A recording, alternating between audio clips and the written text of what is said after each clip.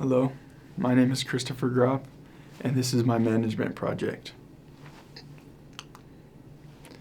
First, the manager I interviewed, her name was Cassie Schulte, and I asked her various questions.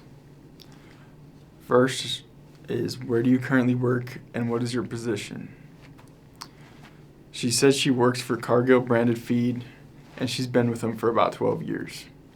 She started in a technical sales role and moved her way up to the dairy sales manager role about 2.5 years ago, she says, and just recently to the dairy product line manager role.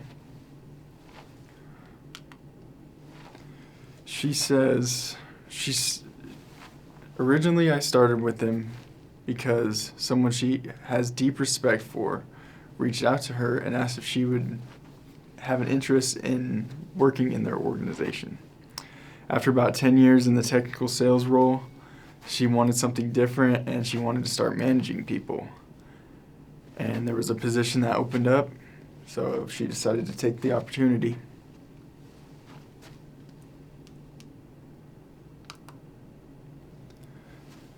According to the textbook, planning involves determining organizational goals and a means for achieving them. Some advantages of planning are that they encourage people to work harder, to work for extended periods, and to engage in behaviors directly related to goal accomplishment, and to think of better ways to do their jobs. So planning is beneficial.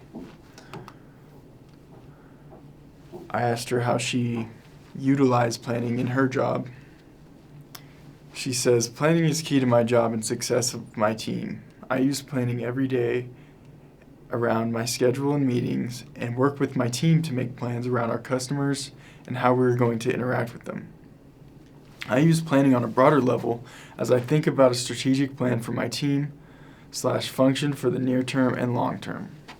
This drives the direction of your team, so it's important to spend time on getting this right. However, it is also okay to adjust course if needed.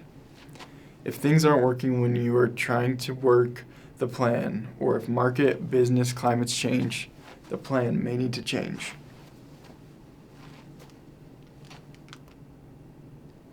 Organizing.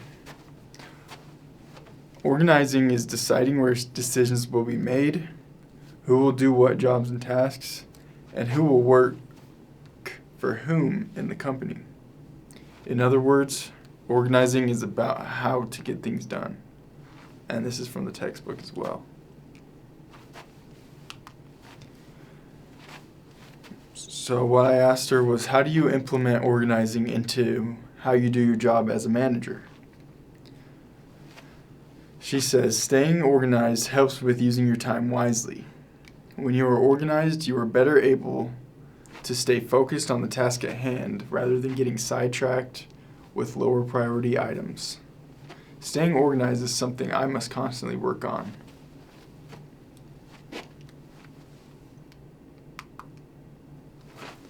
Leading. Leading is inspiring and motivating workers to work hard to achieve organizational goals. That was from the textbook, and this next part I got from Dr. Hammer's PowerPoint on leadership. So leadership is the process of influencing others to achieve group or organizational goals.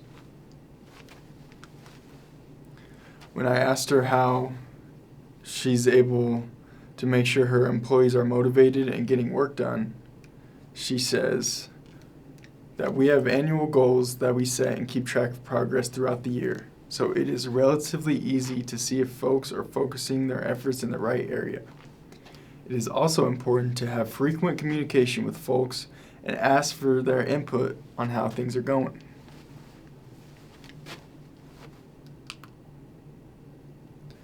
Finally, controlling. According to the textbook, controlling is monitoring progress towards goal achievement and taking corrective action when progress isn't being made.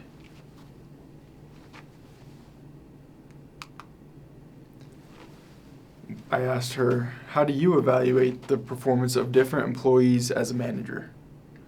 She says, We have very clear-cut targets that measure performance. However, it is important to spend time with employees and understand how they are spending their day.